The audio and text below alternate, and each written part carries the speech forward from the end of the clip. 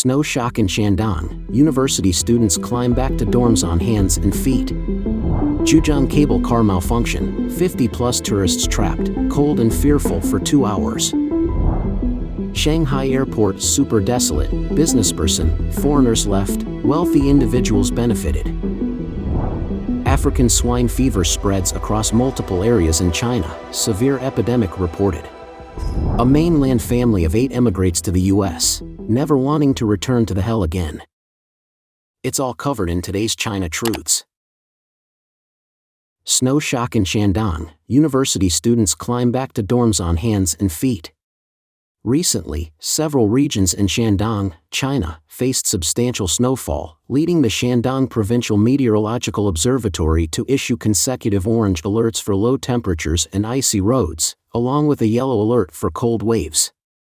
In the morning of the 17th, temperatures in the northwest and central mountainous areas of Shandong plummeted between -19 degrees Celsius and -15 degrees Celsius, locally dipping below -20 degrees Celsius, nearing or surpassing historical extreme values for the same period.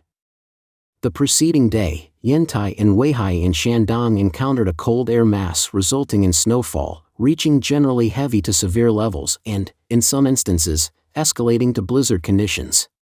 On the 16th, a female student woke up early to take the English Level 4 exam. Upon her return, she discovered the steps outside her dormitory entirely covered in snow, compelling her to use both hands and feet to climb back inside. By 10 o'clock on December 16th, the Weihai Meteorological Observatory elevated the yellow alert for blizzards to an orange alert. Weihai's urban area, the northern part of Wendeng, and the central northern part of Rongqing encountered intense to severe snowfall, with certain areas experiencing blizzards. The maximum depth of snow accumulation reached 20 to 25 centimeters, locally exceeding 30 centimeters. Zhejiang Cable Car malfunction, 50+ tourists trapped, cold and fearful for 2 hours.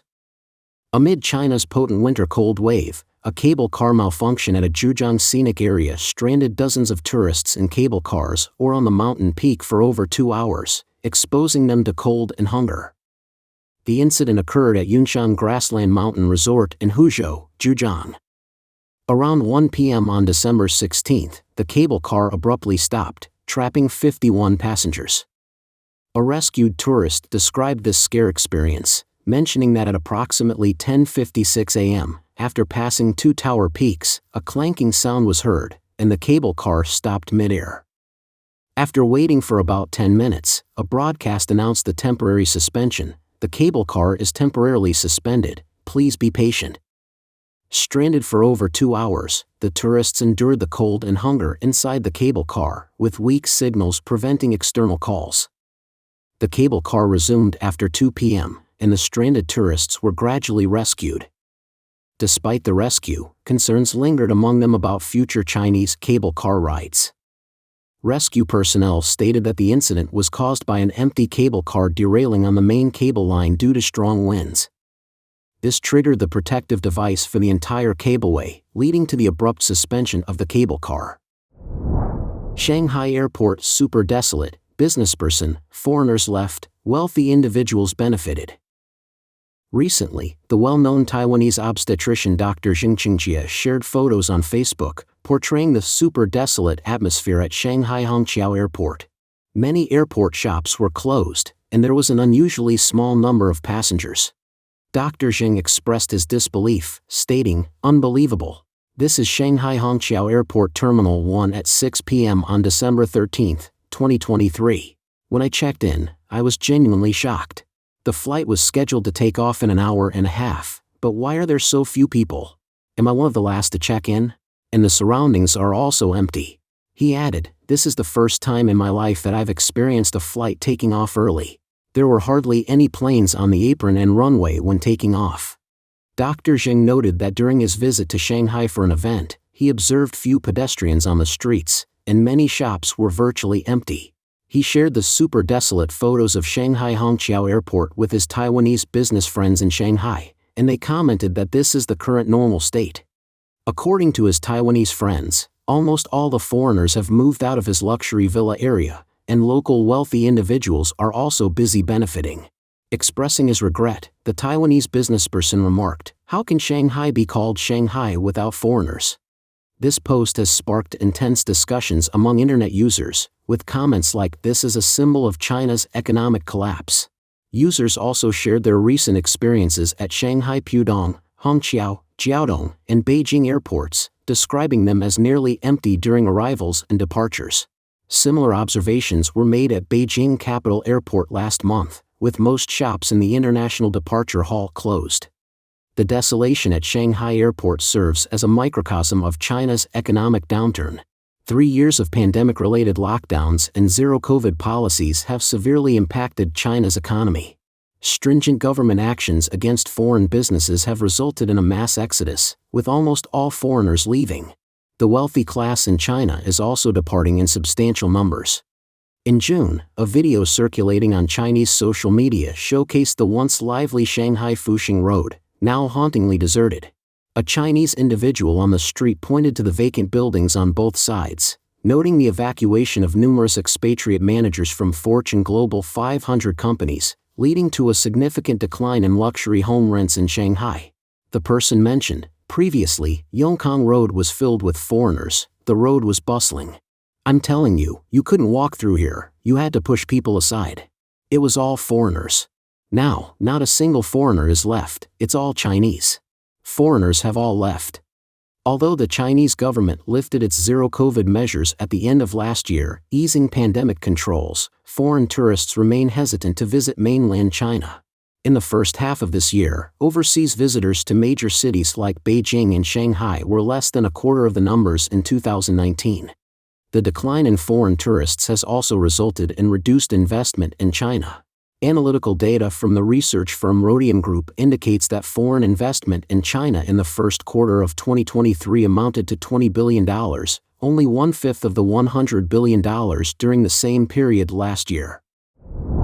African swine fever spreads across multiple areas in China, severe epidemic reported. Recently, an official document titled Report on the Recent Occurrence of African Swine Fever and Suggestions from Sichuan Province has disclosed a concerning expansion of the African swine fever epidemic in northern provinces of China, prompting an urgent situation. The outbreak is concentrated in provinces like Hunan, Shandong, Hebei, and is spreading to other regions. Currently, the report is circulating in livestock industry groups on the Chinese internet. According to the document, African swine fever is characterized by variant and complex virus strains, inconspicuous clinical symptoms, abnormally low CT values in pigs, and an extended duration of hidden shedding. The document issues a warning, stating, "Given the current trend, there is no sign of the disease slowing down, and with the added factor of winter, the epidemic situation is exceptionally severe." The document emphasizes the risk to Sichuan, a major pig farming province with frequent interprovincial pig transportation. Without proactive measures, the epidemic's entry into Sichuan could cause significant losses.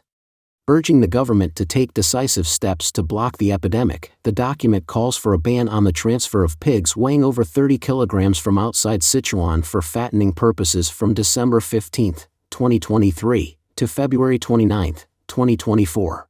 Even if transportation is allowed, it should adhere to strict conditions, implementing measures such as point-to-point transportation, designated channel management, and testing of pigs entering Sichuan. As of December 15, the document's existence was confirmed by a representative from the Sichuan Livestock Association. It has been submitted to the Sichuan Provincial Department of Agriculture and Rural Affairs, pending approval. Public information indicates a previous outbreak in mid-March this year, with 17 provinces showing signs of spreading. Research suggested a 50% infection rate in northern production areas, causing potential production losses and a 20 to 30% reduction in sow and replacement sow production. Li Defa, an academician of the Chinese Academy of Engineering, Dean of the College of Animal Science and Technology at China Agricultural University, and Vice President of the World Association of Animal Production, estimated that the direct losses caused by African swine fever were at least 1 trillion Chinese yuan.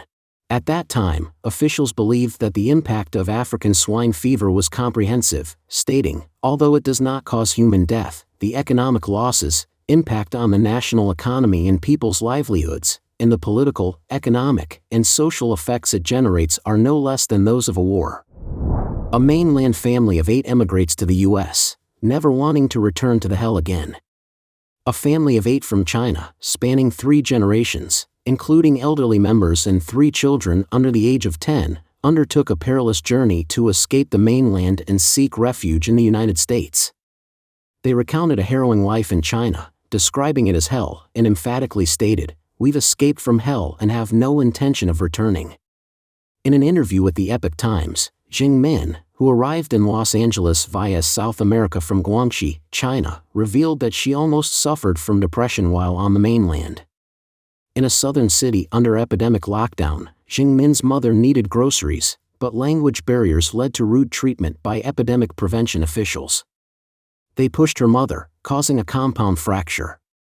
Jing Min's father and brother were also assaulted. The brother, recording the incident, was detained and coerced into deleting videos. The family incurred all medical expenses for her mother's hospitalization and steel plate surgery. Jing Min said, "So many things happened in the 3 years of the epidemic. The CCP oppresses the people and does many inhumane things. China's laws are unfair and not in favor of the ordinary people. It is a dictatorship, not a country of the people." In Qingdao, Jing Min faced an abrupt citywide lockdown due to a fever case at a local elementary school. Unprepared and with limited supplies, the family stayed indoors, relying on scant rice and pickles to make porridge for sustenance over 10 days. During this time, Jing Min's insomnia worsened, and she couldn't sleep through the night. Her emotions reached an extreme low point. She also found the required nucleic acid tests every other day deceptive in Qingdao. Jing Min criticized the CCP's testing policy as absurd, emphasizing that common people had no choice but to endure long lines for nucleic acid tests. She emphasized, "The common people have no human rights, and no dignity either." Jing Min's sister-in-law said that no matter where you go, your movements are known by others. The police compelled them to install an anti-fraud software on their phones, actually employed for monitoring sensitive information. Worried about the family's future during the pandemic, Jing Min's brother struggled to sleep at night and developed many white hairs. Not only did it seem like their movements were continually monitored, but their home privacy was also gradually eroded. Jing Min mentioned that teachers at her children's school also mandated parents to install an anti-fraud software on their phones. Failure to install prompted daily calls from teachers urging compliance. After installation, parents had to share in the teacher-designated WeChat parent group. They were also obliged to install a learning software, covering topics like Lei Feng, the Young Pioneers, etc., every week. To prevent parental laziness, the school demanded screenshots after each study session. Furthermore, the school frequently distributed surveys on family privacy, requiring children and parents to complete them. Questions encompassed parents' occupations, family annual income, the child's blood type, car ownership, and living arrangements, among other details. Non-compliance led to the child being labeled an outsider in the class. Fearing for her safety and that of her family, Jing Min was deeply disturbed by the misleading reports from mainland Chinese official media regarding the mysterious suicide of high school student Hu Xinyu last year. Recently, she observed that Chinese Premier Li Chang had issued a revised draft from the State Council concerning organ transplants. The emphasis on revising the organ donation organization network has faced criticism for having dual purposes, concealing the crime of live organ harvesting and facilitating the plundering of people's organs. She expressed, "As we witnessed the situation worsening, the economy deteriorating, and a lack of hope for a future for our children's education and daily lives, we decided to leave. Glad to come to the US, the persecution must stop." Jing Min expresses gratitude for being in the United States because, in the oppressive environment of China, possessing such documents could lead to even more unimaginable consequences. During her time in the United States, Jing Min has noticed a significant improvement in her sleep, and she no longer worries about insomnia. She and her sister-in-law have enrolled in English classes with the aim of learning more while they are still young. Additionally, she has become an active member of the China Democratic Party, frequently participating in protest groups outside the Chinese consulate in Los Angeles. She declared, "The 3 years of the pandemic made me realize the evil nature of the Chinese Communist Party and the persecution of the Chinese people. This persecution must stop." Don't forget to leave a comment in the section below to share your opinions on today's topic with us. Make sure to like and subscribe to see more interesting topics from China Truths.